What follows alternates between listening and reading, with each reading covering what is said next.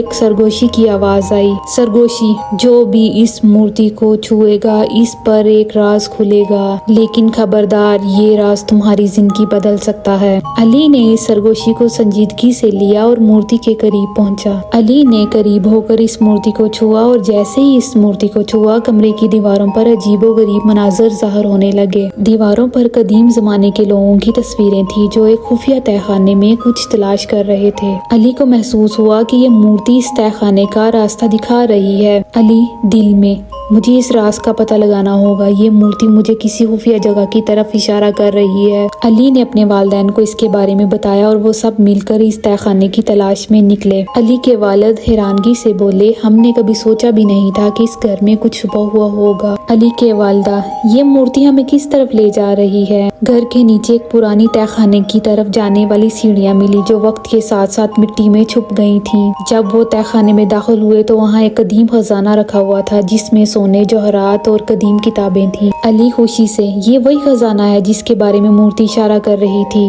علی کے والدین نے یہ خزانہ گاؤں کے لوگوں کے ساتھ بانٹنے کا فیصلہ کیا اور اس مورتی کو گاؤں کے ایک گھر میں رکھ دیا تاکہ اس کا راز ہمیشہ کے لیے محفوظ رہے۔ علی کی والدہ، یہ خزانہ گاؤں کے لوگوں کا ہے اور ہمیں اسے ان کے ساتھ بانٹنا چاہیے۔ علی، ہاں، اور مورتی کو کسی گھر میں رکھ کر ہم اس راز کو ہمیشہ کے لیے محفوظ کر سکتے ہیں۔ اس واقعے کے بعد علی کی زندگی مکمل طور پر بدل گئی۔ اس نے سیکھا کہ ہر پراسرار چیز کا کوئی نہ کوئی راز ہوتا ہے اور وہ راز انسان کو اس کی زندگی کے معنی سمجھنے میں مدد دیتا ہے۔ پیارے دوستو، ویڈیو کو لائک اور چینل کو سبسکرائب کرنا مت بھولیے گا۔